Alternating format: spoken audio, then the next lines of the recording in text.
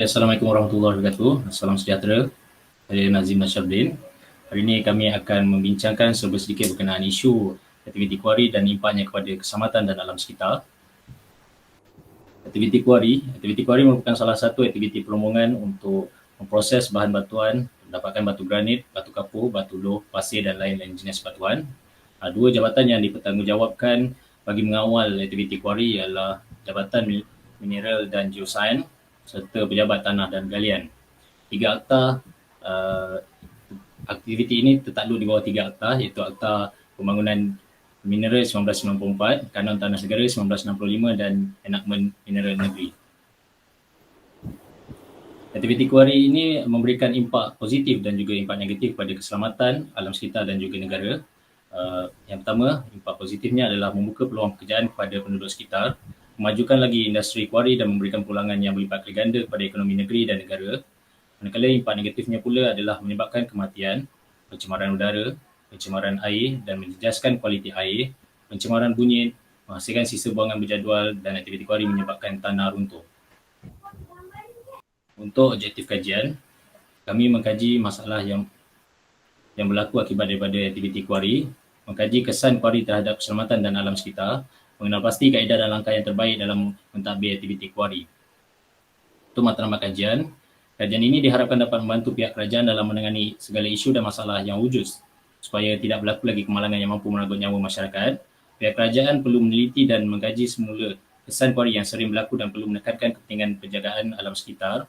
Yang ketiga, kajian ini membantu pihak kerajaan dalam mengenal pasti kaedah dan langkah yang terbaik dalam mentadbir aktiviti kuari di Malaysia. Dan yang terakhir, diharapkan kajian ini memberi sumbangan yang besar kepada pihak kerajaan dalam mengawal aktiviti kuari supaya segala permasalahan yang timbul dapat dibendung dengan sebaiknya. Saya pula, Fatin Nabila, akan menceritakan serba sedikit maklumat kuari di Malaysia, di mana jumlah kuari yang tertinggi adalah di negeri Sabah dan kedua tertinggi di Semenanjung adalah di negeri Perak. Dan rata-rata isu berkaitan aktiviti kuari menyebabkan berlakunya pencemaran udara, tanah dan juga gempa bumi. Justru, saya Wan Nur Damia bersama Siti Nur Ain telah menyenaraikan 3 faktor utama, iaitu faktor kemusnahan flora dan fauna, aktiviti kuari yang tidak terkawal dan faktor pemilihan kawasan kuari terhadap tapak perumahan dan kesannya. Saya Siti Nur Ain akan menguraikan faktor iaitu faktor aktiviti kuari yang tidak terkawal. Aktiviti kuari boleh menyebabkan kejadian banjir dan pencemaran apabila pengawalan aktiviti perumahan kuari tidak dilaksanakan dan pengawalan ini dipandang rendah khususnya dalam kawasan pentadbiran pihak berkuasa tempatan. Seterusnya, kemusnahan flora dan fauna di mana ia bermula dari bunyi bising yang dihasilkan mengganggu penteraman hidupan liar dan letupan yang dihasilkan serta kejadian banjir mengancam keselamatan haiwan liar, malah memusnahkan kawasan hutan seperti hutan simpan Segari Melintang yang merupakan hutan bukit pantai. Bagi pemilihan kawasan kuari sebagai tapak perumahan dan kesannya yang pertama iaitu keselamatan penduduk akan terancam dan yang kedua tahap kesihatan yang membimbangkan.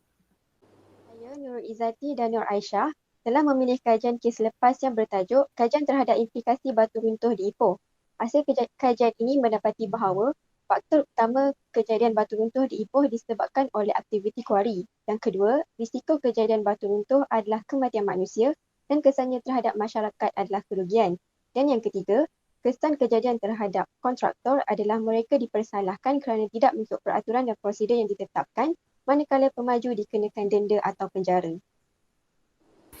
Perbincangan dari kajian kes ini adalah yang pertama, kejadian tersebut memberi kesan dan risiko runtuhan batu kepada penduduk tempatan serta memberi ancaman keselamatan. Yang kedua, kajian yang telah dijalankan lebih fokus kepada impak aktiviti kuari terhadap keselamatan berbanding alam sekitar. Yang ketiga, terdapat impak terhadap alam sekitar seperti pencemaran udara, air dan ancaman terhadap habitat haiwan dan tumbuhan. Sebagai penutup, saya Nur Fatin Nabila dan Aina Jiham menyenaraikan 8 cadangan dan langkah-langkah pengawalan aktiviti kuari iaitu membina kolam perangkap mendak. Seterusnya adalah memasang jaring di kawasan kuari, memasang pelapik getah dan penanaman semula tumbuh-tumbuhan. Seterusnya, langkah untuk mengawal aktiviti kuari, pembinaan stor penyimpanan sisa buangan berjadual, pemantauan dan kawasaliaan aktiviti kuari, penutupan lubang hasil aktiviti kuari dan mengawal perangkap sedimen. Oleh itu dapat 8 langkah untuk mengawal aktiviti kuari. Itu saja daripada kami semua. Terima kasih.